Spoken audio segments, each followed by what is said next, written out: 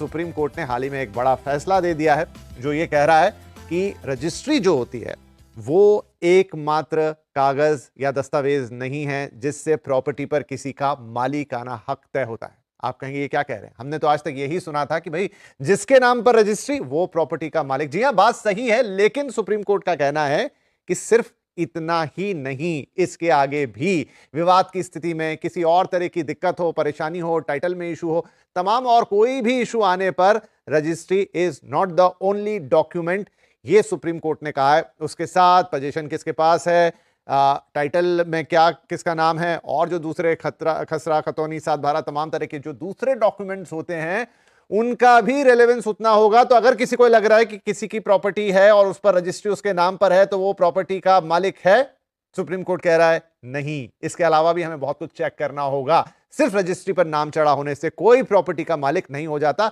तो एक जो कॉमन धारणा आज तक थी उसको यह फैसला सुप्रीम कोर्ट का तोड़ता है। लेकिन क्या ये सिर्फ ये 2 लाइनें हैं जो मैंने अभी बोली? नहीं, इसको बहुत सारा इंटरप्रिटेशन लगेगा कि इस फैसले के मायने क्या हैं। क्या एक ब्लैंकेट फैसला है या किसी खास परिस्थिति में फैसला लागू होगा? कौन इस फैसले के एम्बिट में आएगा? किसको क्या फर्क पड़ेगा? घर खरीदार है या जमीन खरीदार है या कोई भी खरीदार है जो प्रॉपर्टी खरीद रहा है किसी भी तरह की, उसको क्या ध्यान रखना है इस फैसले के बाद? और जो विक्रेता है यानी जो बेच रहा है उस पर क्या इंपैक्ट आने वाला है? तो आज इसी पर पूरी एक एक चीज को समझेंगे, जानेंगे। और उसके लिए हमारे साथ आज 2 खास मेहमान हैं।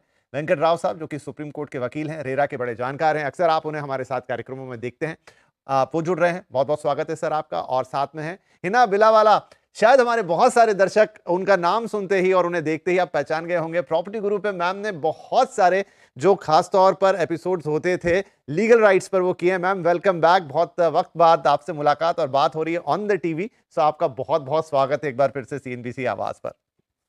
Thank you. राइट, तो वेंकट सर और हिना मैम दोनों से बातचीत करेंगे। शुरुआत करता हूं वेंकट साहब आपसे। सुप्रीम कोर्ट से फैसला आया है, मतलब दिल्ली की तरफ से बात हम तक पहुंची है।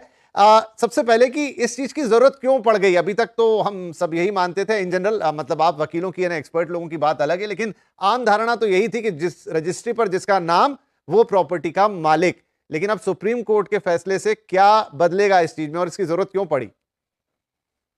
देखिए Vipin ji, thank you for first of all for having me on this show. देखिए 2 बातें आप पहले से क्लियर रहा है कि इंडिया में प्रेजेंटिव टाइटल है, मीनिंग देयर बाय आपका एक डॉक्यूमेंट है जो आप रजिस्ट्रार के सामने पेश करते हैं और उसका रजिस्ट्रेशन एक्ट के अंदर रजिस्ट्रेशन होता है। जो डॉक्यूमेंट आप चाहे पावर ऑफ अटॉर्नी हो या किसी भी तरीके का डॉक्यूमेंट है, रजिस्ट्रेशन एक्ट के तहत उस डॉक्यूमेंट का सिर्फ और सिर्फ रजिस्ट्रेशन की जाती है, यानी कि उस ट्रांजैक्शन को रिकॉर्ड किया जाता है।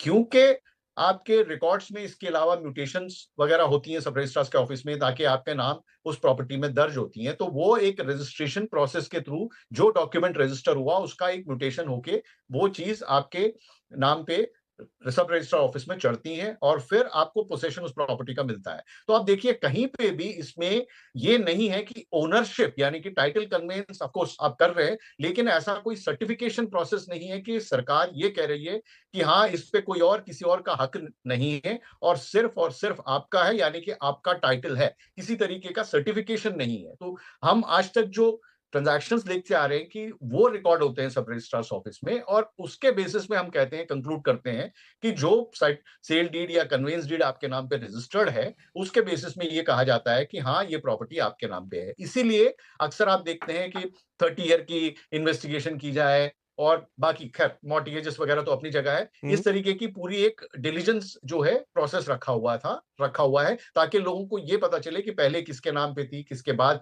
रिकॉर्डेड ट्रांजैक्शंस को एक तरीके से आप समझ लीजिए कि एक अकाउंट स्टेटमेंट है जिसमें आपने बैंक में खाते में पैसा जमा किया निकाला, उस तरीके से एक आपके उसके बेसिस पे आपका एक अकाउंट का एक मान लीजिए ट्रांजैक्शन स्टेटस पता चल रहा है। कोई भी टाइटल सर्टिफिकेशन आज तक थी नहीं, इसीलिए आप देखेंगे 2011 में, मेरे ख्याल से 11-12 में भी एक land title certification, even as late as 2000 मेरे ख्याल से 22 में इनफैक्ट इस सरकार ने काफी एक मॉडल एग्रीमेंट, मॉडल कानून प्रिस्क्राइब किया था लैंड टाइटल एक्ट की तरह, और उसको कहा गया है कि स्टेट्स अडॉप्ट करें। इनफैक्ट महाराष्ट्र में तो उसका ड्राफ्ट भी रेडी था, जिसके बेसिस में एक सरकारी कानून बनी थी। बट हाँ, उसको सब स्टेट्स में अभी अडॉप्ट नहीं हुआ है, एक आध स्टेट में हुआ है, उसमें भी चैलेंजेस रहे हैं। इनफैक्ट आंध्र प्रदेश में तो अभी एज लेटेस्ट एज मेरे ख्याल से 6-8 महीने पहले विड्रॉ भी हुआ है। तो जी, ये जी। एक क्वेश्चन मार्क जो है, क्योंकि प्रेजेंटिव टाइटल रहने की वजह से कभी भी आपको ये नहीं सर्टेनिटी रहता है कि ये प्रॉपर्टी में किसी और तरीके से, यानी कि कोई अगर फ्रॉड मान लीजिए कोई चैलेंज करता है या कोई और टाइटल ओनर आके प्रूव करता है, तो वो सिविल कोर्ट्स में जाके अपना टाइटल प्रूव करेगा, और सिर्फ रिकॉर्डेड सब रजिस्ट्रार ऑफिसेस में ये टाइटल का कोई भी तरीके का, एक मैं कहूं सर्टिफिकेशन या किसी भी तरीके का प्रूफ नहीं मिल सकता है। जी। तो आपने महाराष्ट्र का ज़िक्र किया और हिना मैम महाराष्ट्र को भी रिप्रेज़ेंट करती हैं, मुंबई से हमारे साथ कनेक्टेड है। तो हिना जी, मेरा सवाल ये है कि फिर क्या ये कॉमन डिसबिलीफ था या ये धारणा कहाँ से बनी, रजिस्ट्री है तो सब कुछ है?